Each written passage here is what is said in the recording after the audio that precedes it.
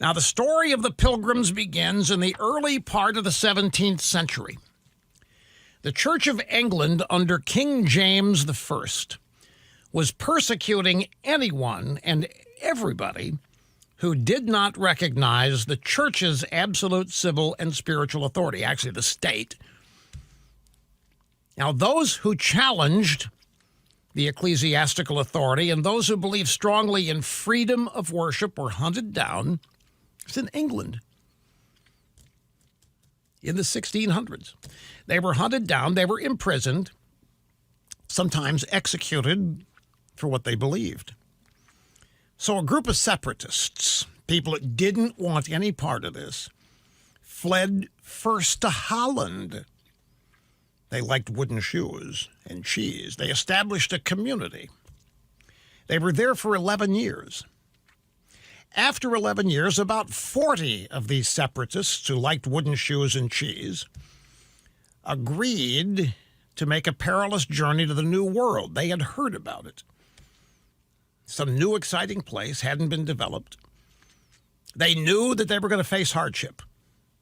Hardship like you and I don't know. And I'm not preaching to you. I'm just telling you, we don't know the hardship these people endured. We can't.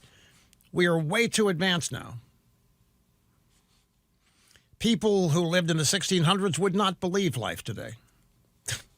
Try to explain flight, jet travel. They wouldn't understand it. They knew they were facing hardship. But paramount importance to them was living freely and worshiping God according to the dictates of their own consciences, their own beliefs. That's what they were denied the freedom to do in England. So, August 1st, 1620, the Mayflower set sail. There were a total of 102 passengers, including 40 of these separatists, the Pilgrims. There were just 40 of them. They were led by a man named William Bradford. Remember his name. On the journey across the Atlantic, you talk about something that had to be frightening and scary. The Mayflower was not much bigger than a 50-foot boat. 102 people on it.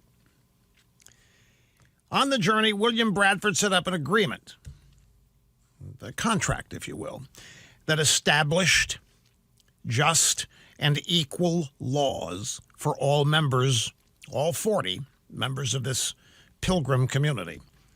Didn't matter what their religious beliefs were. These were the laws they were all agreeing to live by.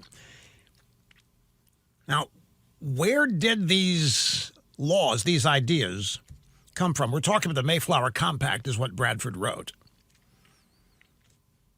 The Mayflower Compact derived from the Bible. The Pilgrims were a people completely steeped in the Bible, Old and New Testaments. They were a devoutly religious people. No matter what else is said about them, and even that is denied, they were devoutly religious. They looked to the ancient Israelites for much of their example, and because of the biblical precedent set forth in Scripture, they never doubted, because of their faith in God, that their experiment would work. They never doubted they would get to the New World. They never doubted that once they got there, they would thrive. The journey was long. It was arduous. It was dangerous. And when they finally landed, when the Pilgrims finally landed in New England in November, according to William Bradford's detailed journal, they found a cold, barren, desolate wilderness. Imagine New England, as it exists today, as nothing but rocks, forest, undeveloped nature in November and getting colder. There were no friends to there was no shelter of any kind other than what, hiding under a tree. There was nothing, folks. It was desolate. There were no hotels. There were no inns. There were no places to clean up.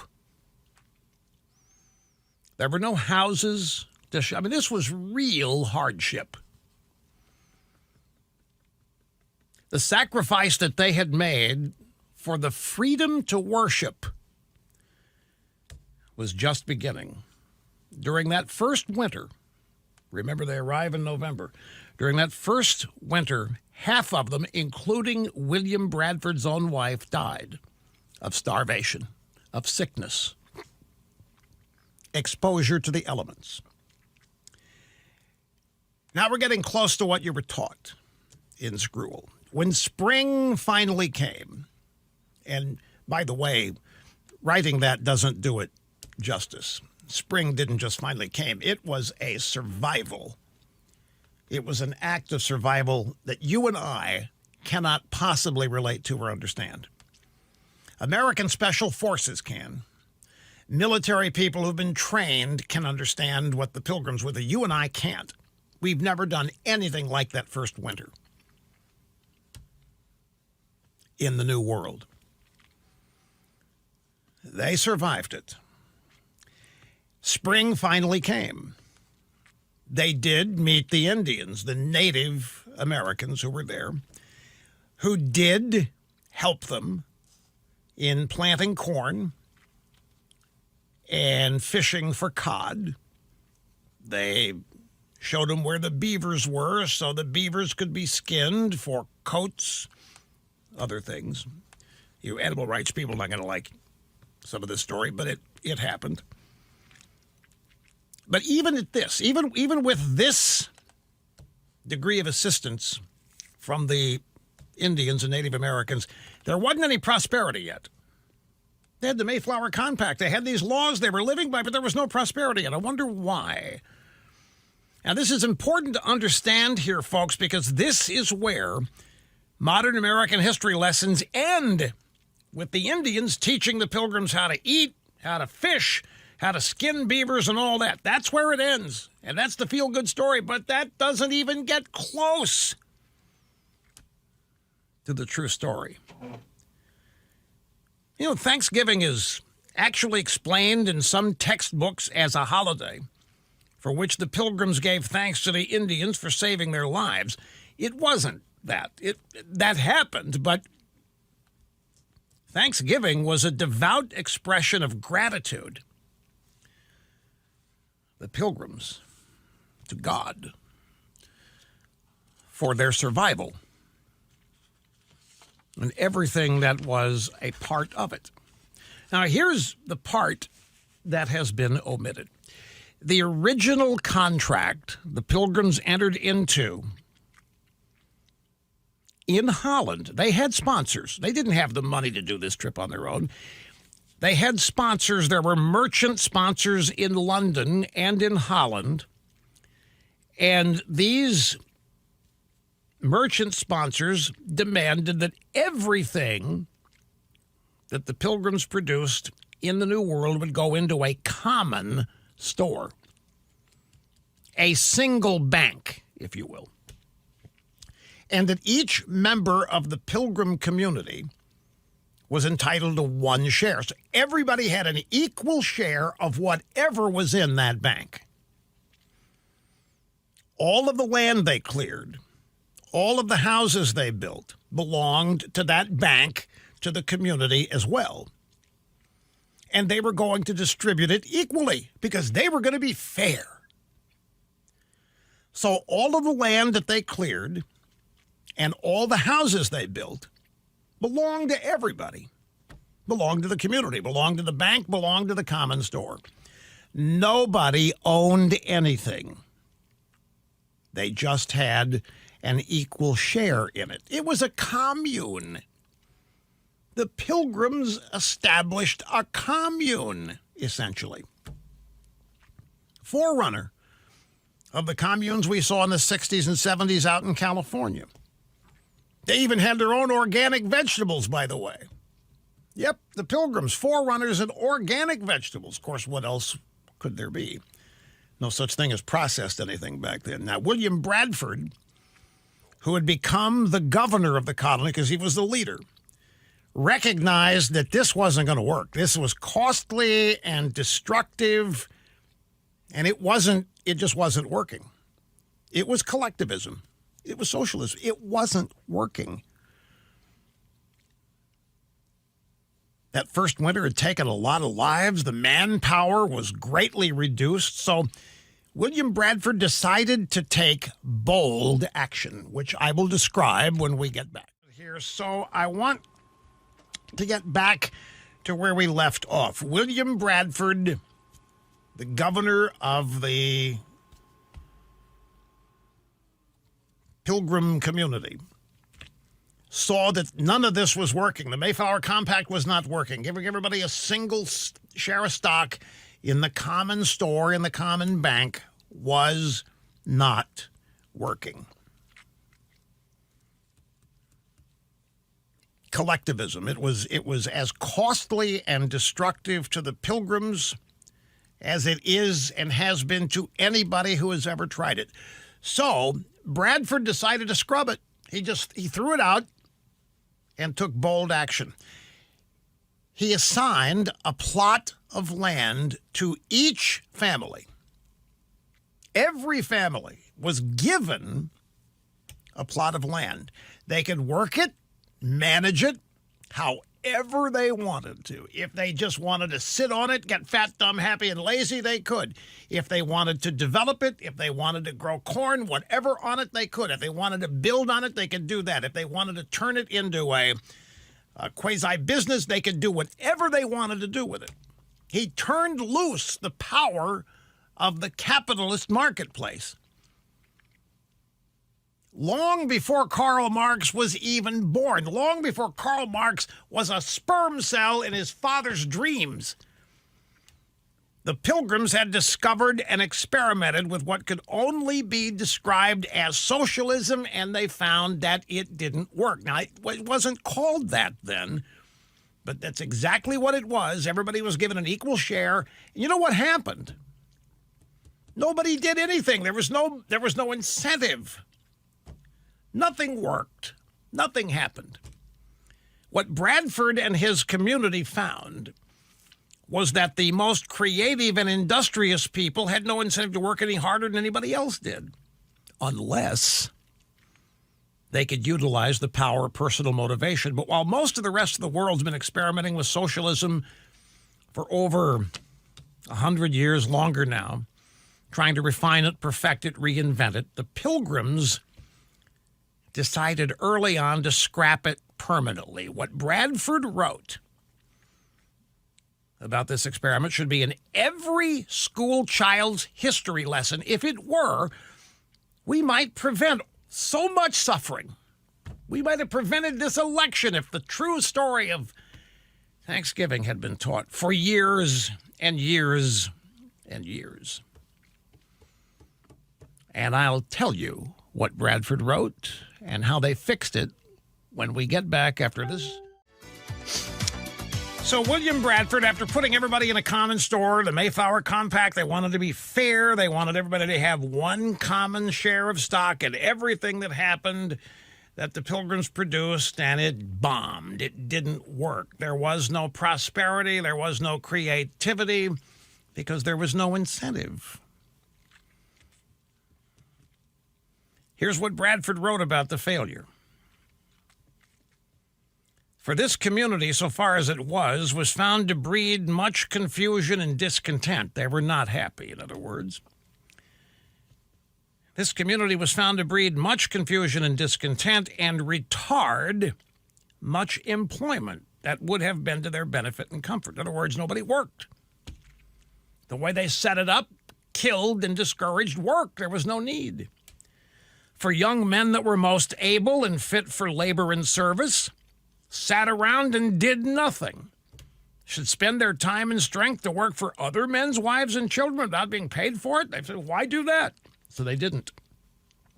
It was thought to be injustice. Why should you work for other people when you can't work for yourself? What's the point? So you hear what he was saying here, folks? The Pilgrims found that people could not be expected to do their best work without some incentive. So what did they try? What did Bradford's Pilgrim community try next? They unharnessed the power of free enterprise. They invoked capitalism, the principle of private property, all the way back in the 1400s. It was incredible. Every family was assigned its own plot of land, and they could do with it whatever they wanted to do. Bradford wrote, "This had very good success, for it made all hands industrious, so as much more corn was planted than otherwise would have been." So when profit was introduced, when the opportunity to prosper was introduced, it went gangbusters. That, my friends, is the essence of the true story of Thanksgiving. This is where it gets really good. If you're laboring under the misconception that I was taught in school, they set up trading posts, they exchanged goods with the Indians after they had enjoyed this prosperity. It was not the Indians that brought them prosperity, and it's not said to insult anybody. The Indians assisted them on their arrival, undeniably.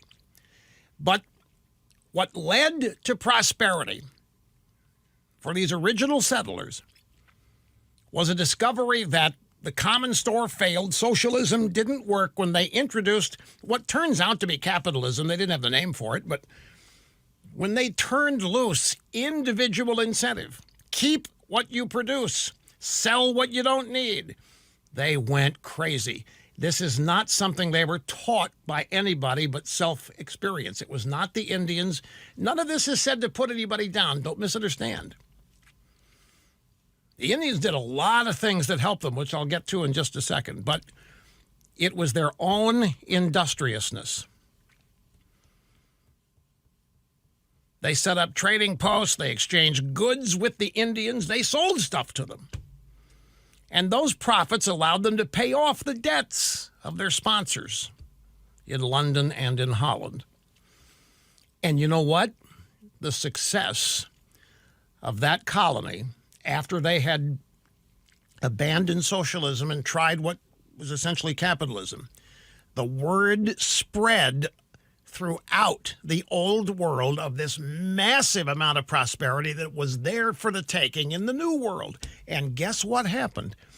The New World was flooded with new arrivals. The success and the prosperity of the Plymouth settlement attracted more Europeans and began what came to be known as the Great Puritan Migration. And all it took was prosperity and the word spreading across the Atlantic Ocean of how there was prosperity and it was there for the taking. All you had to do was get there and give it a shot. The lesson is, the true story of Thanksgiving is that William Bradford and his Pilgrim community were thanking God for the blessings on their community after the first miserable winter of a documented failure brought on by their attempt at fairness and equality, which was socialism. It didn't work. Only when they abandoned it did it work. And I need to say again, because I don't want people to be misunderstood, get noses out of joint. The Native Americans, the indigenous peoples, the Injuns, whatever you want to call them, they were of considerable assistance, and they were friendly when the Pilgrims arrived. But they had little, if anything, to do with the prosperity that occurred, because that was the result of Bradford and the Pilgrim leadership deciding to change their structure according to the Mayflower Compact. Now, the Indians assisted, naturally, I can't deny it. I mean, they taught them how to fish and this kind of thing that they didn't know how to do, and that led them to be productive, undeniably so. But it was the Pilgrim community itself which experienced this massive prosperity, the word of which spread all the way back to the Old World, Europe, across the Atlantic Ocean. Now, I mentioned earlier that the Federalist has a story on all this.